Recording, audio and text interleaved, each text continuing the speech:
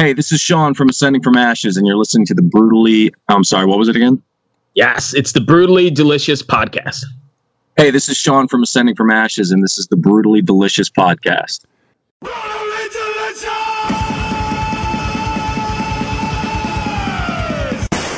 Hey, you're listening to the Brutally Delicious Podcast. I'm Bruce. And I just walked over Bruce's intro. My name is Chris. Let's do that again. Hey, you're listening to the Brutally Delicious Podcast. I'm Bruce. And I'm Chris. See how you went up there and I went down. You see? It's almost like we planned it. It's like a yin and the yang thing. Something like from my philosophy class or some shit. Oh, Jesus. What are you wondering about this week? This week it is ancient Egyptian religions. Yeah. And moving into like the pharaohs and that kind of stuff. And it's actually final week. So believe it or not, if you've been listening to this, it's 16 weeks in and I'm just about to ace this whole thing with an A. You're going to become you're probably going to get your master's in philosophy right when you're ready to retire. So you can really spend your time pondering things. Sitting on the beach, contemplating the existence of it all. Yeah. I always used to ask my friend who had his master's in philosophy. He was a singer in a band of mine at one time. What do you do with a philosophy degree? And he said, well, you become a teacher. I was like, of what? He's like, philosophy. I was like, so that's the job? He's like, yeah, that's the job. I was like, cool. Yeah. I mean, really, I've had this conversation with you. This is just, to do it. So it's awesome. I think it's just mind expanding. So education is the key to life, man. And if you're learning how to think critically and logically and expansively, it can only benefit you. I agree. I'm not dissing the philosophy thing at all. I feel like I'm being dissed, though. That's what that's what I'm feeling. Well, I just diss you regularly, so Hey. I'm not feeling the love on this at all. So hey. So I picked up my classes for next semester, and I'm doing the philosophy of Nietzsche or whatever he is. Okay, that'll be pretty deep, and then the history of Christianity.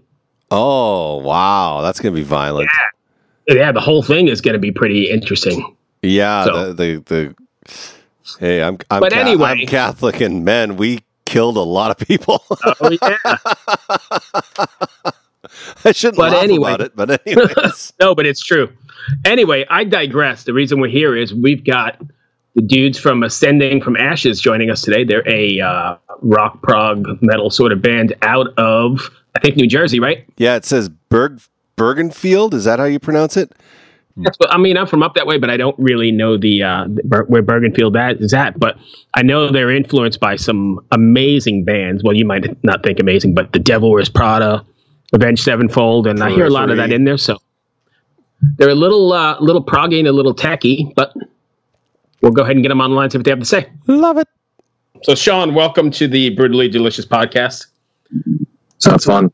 For those not familiar with Ascending from Ashes, can you give us the 2-minute boardroom pitch? A 2-sentence boardroom pitch, even better? So we're a 4-piece metal rock outfit from Bergen County, New Jersey. We've been together for about close to 12 years, and our newest album, Glory, has been out this past year. It came out. It was a soft release. Early January, but we are coming out with a full extended deluxe edition for Christmas with brand new art and a brand new concept. Nice. Well, I was just watching your live videos on your Facebook page. How did those come about?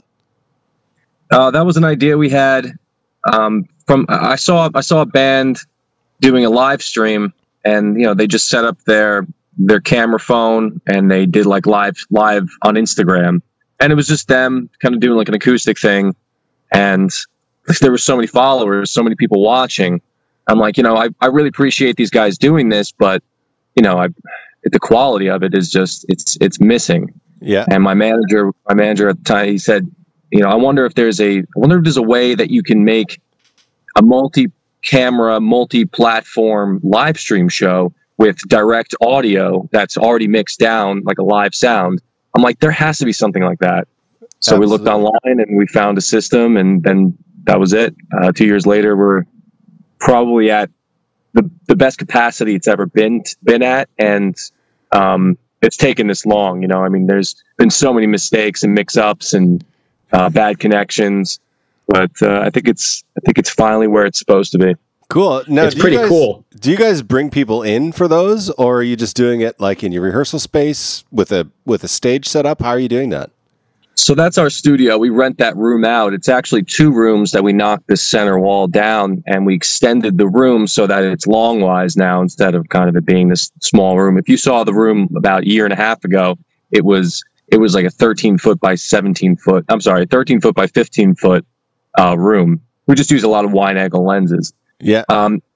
As for bringing artists in, like people to sing and play with us, we haven't got there yet. This is kind of like our baby. We're trying to really capitalize off of, it making it our own right now.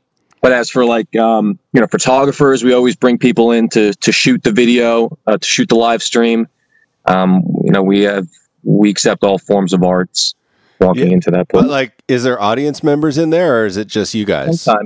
Sometimes, the studio that we have a room at there's a lot of people that just kind of walk in, walk around, and we have a lot of friends there. So sometimes we'll have people sit in, but if you're talking about like a, 30, 40 head show, no, we don't really have an audience like that. We don't like bringing too many people into that place. There's a lot of electronics and there's a lot of cables. Yeah. Right. I bet. Yeah. The first thing I noticed is that your drummer was surrounded with like the acoustic shield, and I was like, this seems like a dedicated space for doing this. And I didn't know if it was your space or what, but I noticed all the acoustic treatment in there, and I was just like, there's bass traps in here and first reflection points. I'm like, this is really well thought out. Yeah, the Thunderdome was an idea we had because we all there's 3 vocalists, so there's so much drum bleed. So we need some form of protection from our very hard-hitting drummer. The other thing I noticed is that you don't have a bassist. No, we don't need one. Cool. Yeah, we've gone through a couple bass players. We've been together for 12 years, and I think we've gone through about 4 or 5 guys, and they just kind of, came and went, or there was a scenario that happened with one that he obviously wasn't the right fit. And we haven't found the right fit. Actually, my second guitarist, the guitarists are brothers, David and Kev. Yeah. And Kevin played bass for a little while, and I always said that he was our best bass player. We do a lot of backing tracks. It just fills out so much sound. The backing tracks isn't like, there's no like vocals or anything. It's all just kind of synth and ambient sounds, but we have a full bass line that's in the background as well. And the bass lines are actually the actual recordings from all the albums that we've ever made. So like this album Glory, we had a bass player at the time, but he just didn't work out. And he recorded all the bass lines. So every bass line you hear when you hear the live stream, that's him playing the bass. Oh, that's cool. Yeah, so he still kind of lives. He still lives within the band. He's just not in the bass players to your band seem like drummers to Spinal Tap. I was just thinking the same thing. Yeah. Do you guys play to a click then? Oh yeah, absolutely. Yeah, everything's to a click. All the lights are synchronized, so everything has to look proper as well. It's all done on a computer, just with the power of the space bar. It's amazing. Nice. Yeah, that must have taken a while because, like I remember when I was younger in a band, you just show up and you play a show and you hope you look okay and you play okay, but everything else is up to the venue. But nowadays, with the advancement of computers, like you have to learn about lighting, you have to learn about recording, you have to learn about all these things that are related to creating music, but not necessarily part of creating music. Correct. Yeah, everything that's done on the computers, I really do. We believe that without Dave, our guitarist, I don't think any of this would be really possible. He's just kind of a genius. He's a whiz when it comes to a good solid MacBook. I know that it's as for the lights though, I do all the lights. It's taken me a little while to kind of to get that down 100%. But it's like, it was something that I always visualized that there has to be a way. And that seemed to be our saying for a little while. Like, there needs to be a way to do this. There needs to be a way to make this as small as possible with the most output as possible. So the lights were like a vision. You know, I'm like, I know I can make these lights work as long as I'm able to plug the lights into a computer. Yeah. And I looked up how to do that, and after like a couple months of just kind of fiddling around with it, we bought some more lights. That's also the thing too. I mean, like, you can have the vision and you can have the inspiration, but you got to have the money for the equipment too. I mean, it's not a cheap investment. Oh God, no.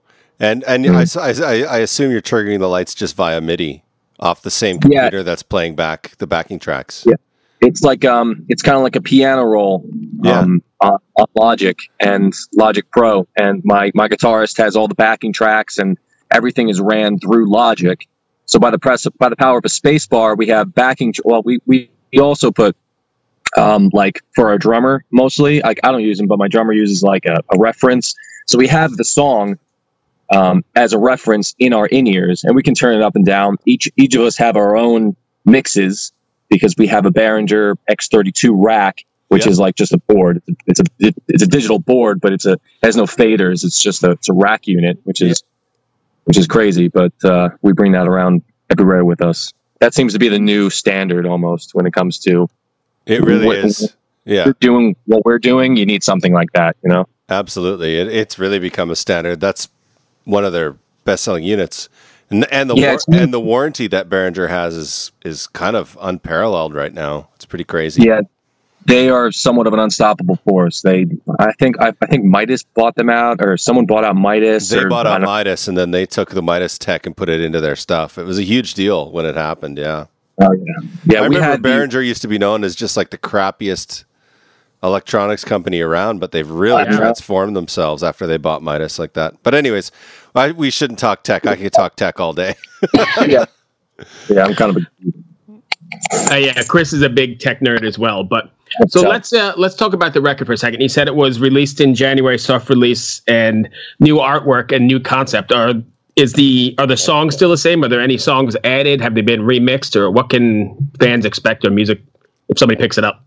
So the current list is it's the exact same album. It just has a few tracks that we had taken out earlier in the album, taken away from the concept, thinking that maybe we didn't need them, or maybe they didn't fit with the concept. But for Christmas, we just decided, forget about it. Let's just re-release it and make sure we get all these tracks on Spotify playlists and make sure we do this right. Set it out on at full sale to a huge platform. The last album was just kind of, we put it out and that was that. But just because we didn't put anything out in like about 5 years, like we hadn't put any music out in 5 years. We were just sitting on the album. But this time, it's a Christmas thing, and some of the tracks on the album, the deluxe album, people requested these songs because they weren't on the original album, and they heard, these specific songs, like Black Forest is one of them. Also another song is called Pentadextrous, which is a very heavy song. And we're kind of transitioning to a different band. So it didn't really fit with not just the concept, but who we were going to be in the next couple of years. But we said, forget about it. Let's just put it out. All right. I know you mentioned concept a few times in that statement there. Do you guys have, or is there something you want your fans to walk away with after listening to one of your records or one of your songs or seeing you guys live? Like knowing what the concept of the album is that what you're asking? Yeah. So the concept is about a young prince, and which is the title track of the album. It's the second track of the album, and he eventually comes into power, and he's conflicted, and he needs to find the best way to rule, whether it's through fear or through love. It's actually about a Machiavelli passage that my guitarist had written. He basically wrote the entire album. He basically wrote the entire concept when it came to lyrics.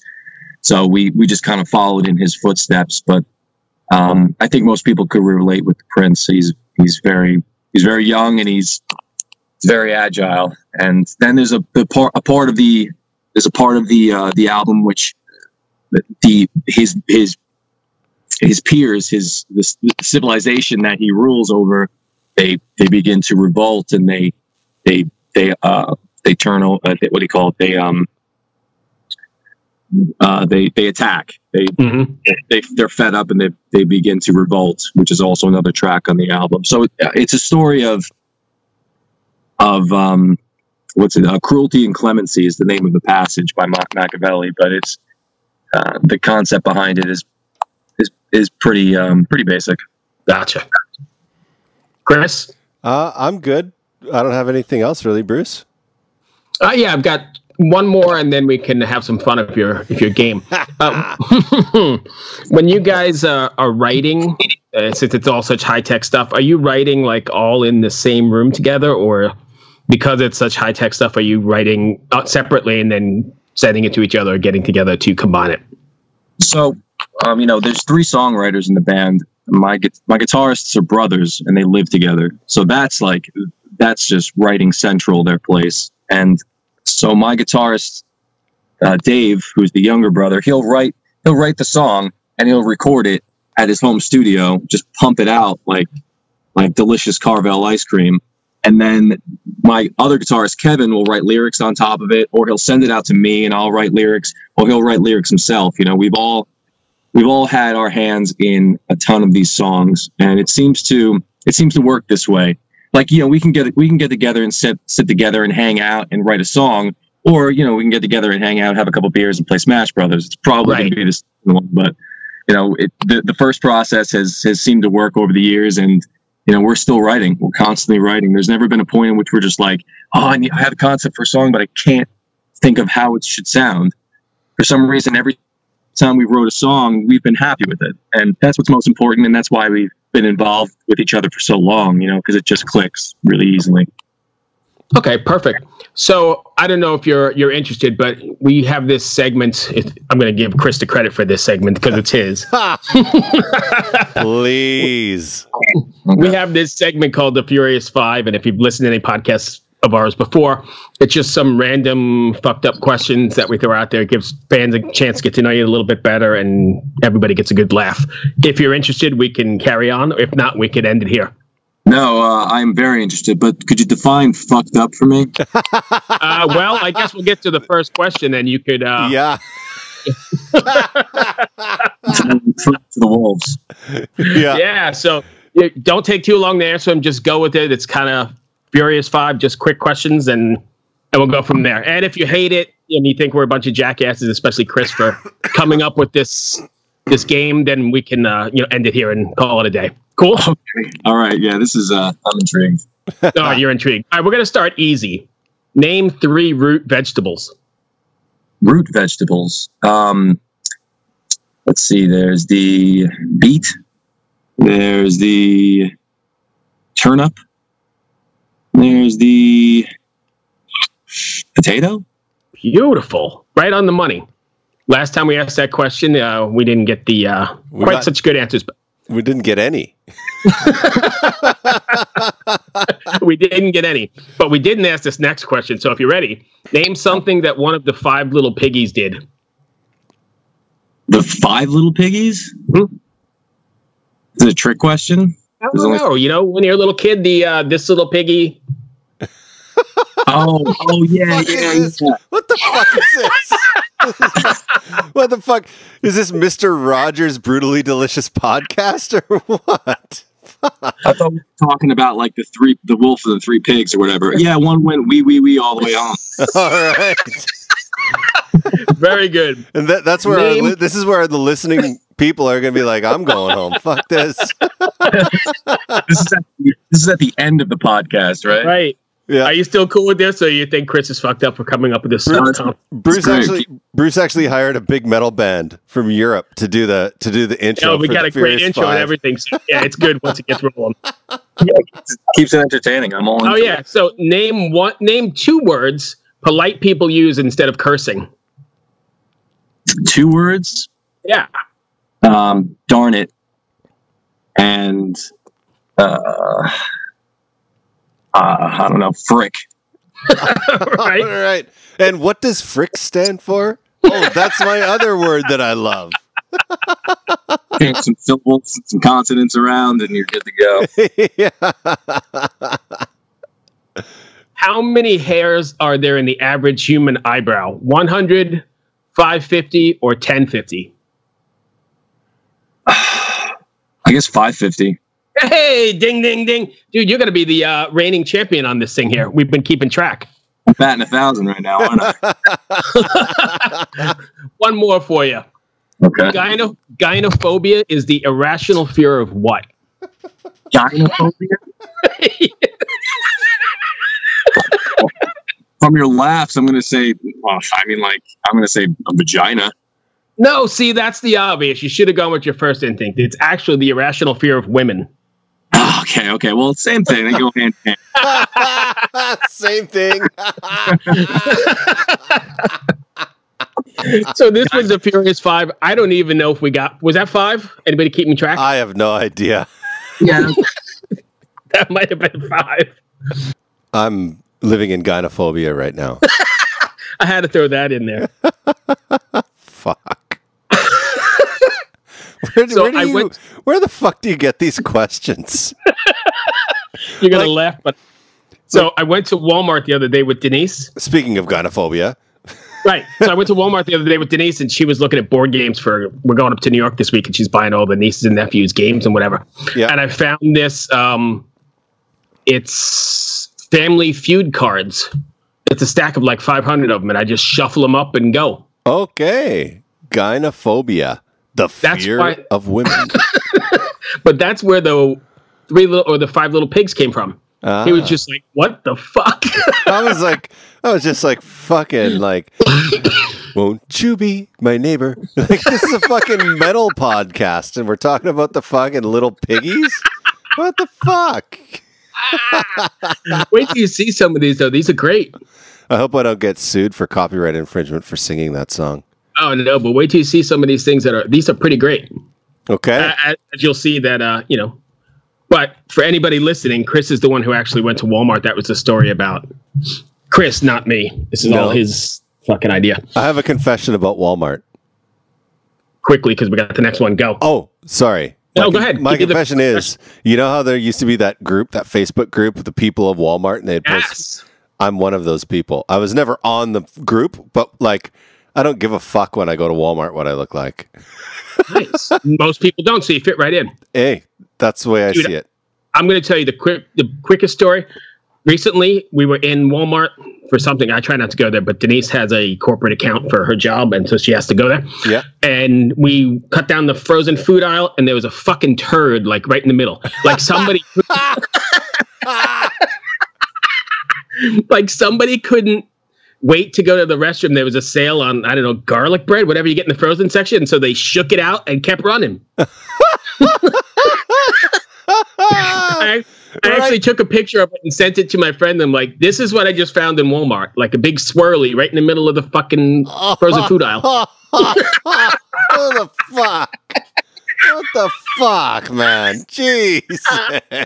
Oh, my God. Like, whoops, that slipped out my pant leg. Like, I still got to get that garlic bread. Prices are falling. Hopefully, the people around that person, like, who farted? And then this fucking shit falls out their leg, and they're like, okay, I'm not getting garlic bread today. Fuck this. We just lost 2 of the 5 listeners we have with that story, and the pigs and all. This one went down the tubes as well. But, all right, let's call it. Thanks for listening. Have a fantastic holiday, and we'll talk to you soon. Keep it metal. Metal.